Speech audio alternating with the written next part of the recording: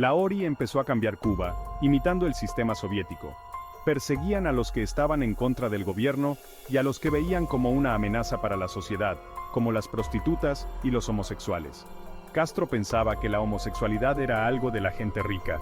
El 11 de octubre de 1961 ocurrió la Noche de las 3P, una redada enorme contra prostitutas, proxenetas y pájaros. Así llamaban en Cuba a los homosexuales.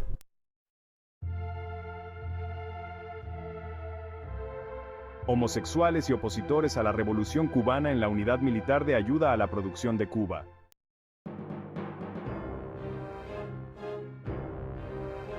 Algunos del gobierno decían que no estaban en contra de los homosexuales, pero muchos fueron obligados a ir a las unidades militares de ayuda a la producción, UMAP. Castro aceptó la culpa por esto en 2010 y dijo que fue una gran injusticia. En 1962, la economía cubana estaba muy mal por la mala administración, la poca producción y el embargo comercial de Estados Unidos. La falta de alimentos obligó al gobierno a dar cartillas de racionamiento, lo que causó protestas en Cárdenas.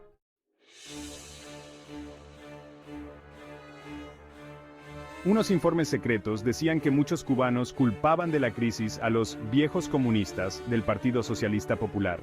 Castro pensaba que algunos de ellos, como Aníbal Escalante y Blas Roca, eran demasiado leales a Moscú. En marzo de 1962, Castro quitó del poder a los viejos comunistas más importantes, llamándolos sectarios. Esto se conoció como el primer proceso Escalante.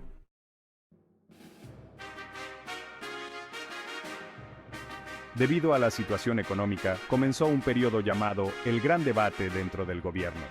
Fidel Castro invitó a economistas marxistas de todo el mundo para discutir dos ideas principales.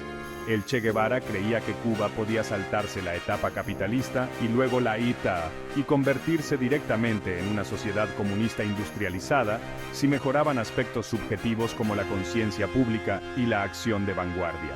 Por otro lado, el Partido Socialista Popular decía que Cuba necesitaba un periodo de transición como economía mixta, donde se aprovechara al máximo la industria azucarera para generar ganancias antes de poder establecer una sociedad comunista.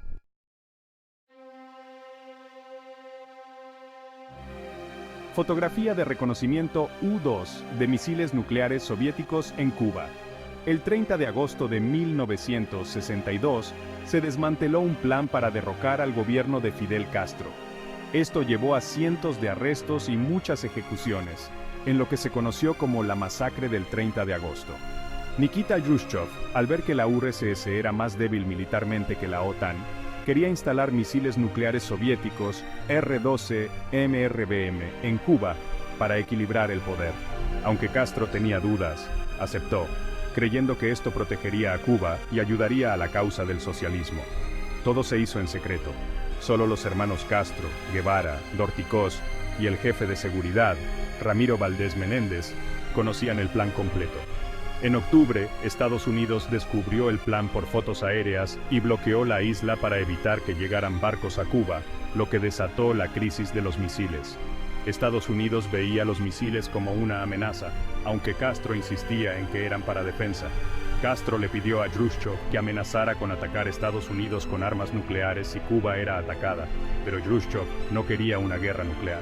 Castro quedó fuera de las negociaciones, en las que Khrushchev acordó retirar los misiles si Estados Unidos prometía no invadir Cuba y retiraba sus misiles de Turquía e Italia. Castro quedó fuera de las negociaciones, en las que Khrushchev acordó retirar los misiles si Estados Unidos prometía no invadir Cuba y retiraba sus misiles de Turquía e Italia. Castro entonces propuso un plan de 5 puntos, exigiendo que Estados Unidos terminara el embargo, dejara de apoyar a los disidentes, dejara de violar el espacio aéreo y las aguas de Cuba y que se fuera de la base naval de la bahía de Guantánamo. Castro le presentó estas demandas a U Thant, el secretario general de las Naciones Unidas que estaba de visita, pero Estados Unidos las ignoró. Castro, a su vez, no permitió que el equipo de inspección de la ONU entrara a Cuba.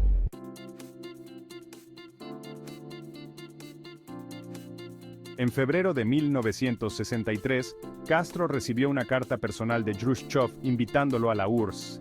Castro llegó en abril y se quedó 5 semanas. Visitó 14 ciudades, dio un discurso en la Plaza Roja, vio el desfile del 1 de mayo desde el Kremlin, recibió un doctorado honorario de la Universidad Estatal de Moscú y fue el primer extranjero en recibir la Orden de Lenin. Castro regresó a Cuba con nuevas ideas.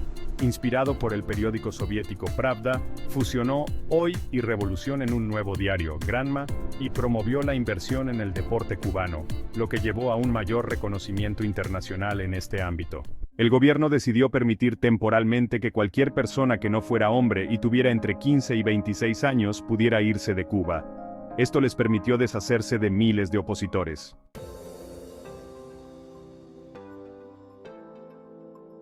El 3 de octubre de 1963 se aprobó una segunda ley de reforma agraria en Cuba.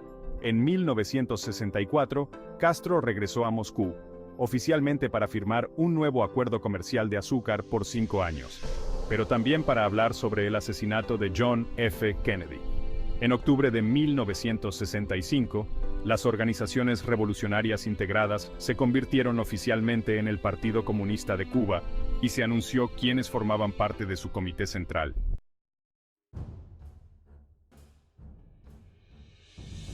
A pesar de las dudas de los soviéticos, Castro seguía pidiendo una revolución mundial y financiando a guerrilleros de izquierda. Apoyó el proyecto andino del Che Guevara, un plan fallido para crear un movimiento guerrillero en las montañas de Bolivia, Perú y Argentina. También permitió que grupos revolucionarios de todo el mundo, desde el Vietcong hasta las Panteras Negras, se entrenaran en Cuba.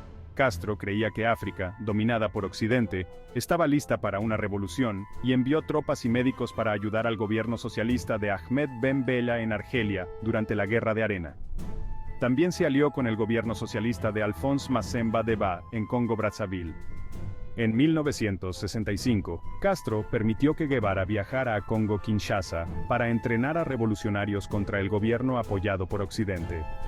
Castro se sintió devastado cuando Guevara fue asesinado por tropas apoyadas por la CIA en Bolivia en octubre de 1967 y lo atribuyó a que el Che no se cuidaba lo suficiente.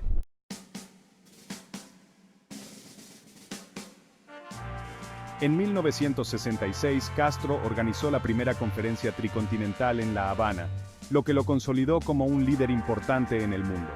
A partir de esta conferencia, Castro creó la Organización Latinoamericana de Solidaridad, OLAS, con el lema, el deber de una revolución es hacer la revolución.